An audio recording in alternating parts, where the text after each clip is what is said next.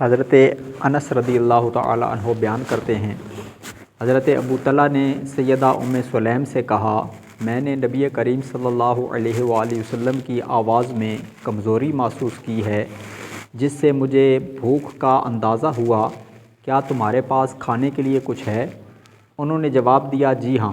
پھر انہوں نے جو کی کچھ روٹیاں نکالیں، پھر انہوں نے اپنی چادر لی، اس چادر کے کچھ حصے میں ان روٹیوں کو لپیٹا اور پھر اسے میرے کپڑے کے نیچے بغل میں رکھ دیا اور چادر کا کچھ حصہ مجھ پر ڈال دیا۔ پھر انہوں نے مجھے نبی کریم صلی اللہ علیہ وآلہ وسلم کی خدمت میں بھیجا، میں وہ لے کر آیا۔ میں نے نبی کریم صلی اللہ علیہ وآلہ وسلم کو مسجد میں بیٹھے ہوئے پایا، آپ کے ساتھ کچھ لوگ تھے، میں ان کے پاس آ کر کھڑا ہوا۔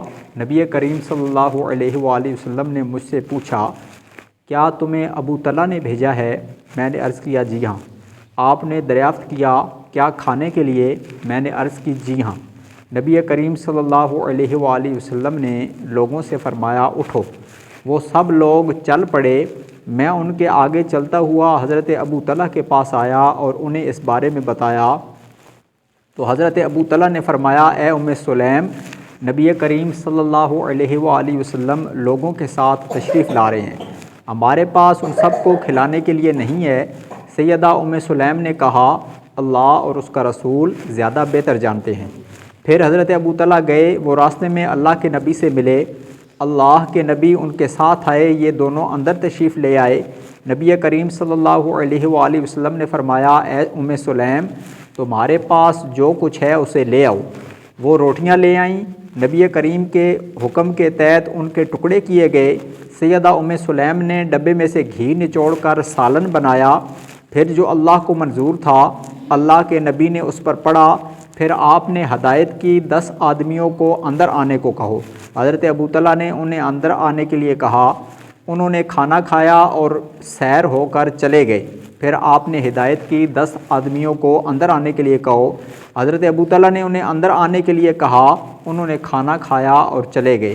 پھر اللہ کے نبی نے فرمایا، 10 آدمیوں کو اندر آنے کے لیے کہو۔ حضرت انس کہتے ہیں، ان سب لوگوں نے کھانا کھایا اور سیر ہو گئے، ان کی تعداد 70 یا شاید 80 تھی۔ ایک روایت میں یہ الفاظ ہیں، وہ لوگ 10 کی تعداد میں اندر آتے اور 10 کی تعداد میں باہر جاتے، ان میں سے ہر ایک اندر آیا، اس نے کھانا کھایا اور سیر ہو گیا۔ سب لوگوں کے کھانا کھا لینے کے بعد جب اس کھانے کو دیکھا گیا تو وہ اتنا ہی تھا جتنے پہلے تھا۔ ایک روایت میں یہ الفاظ ہیں، ان لوگوں نے 10 کر کے کھانا کھایا، یہاں تک کہ 80 افراد نے کھانا کھا لیا۔ اس کے بعد اللہ کے نبی نے اور گھر والوں نے کھانا کھایا اور پھر بھی کھانا بچ گیا۔ اور ایک روایت میں یہ الفاظ ہیں، انہوں نے اتنا کھانا باقی چھوڑا جو پڑوسیوں کو بھی بھجوایا گیا۔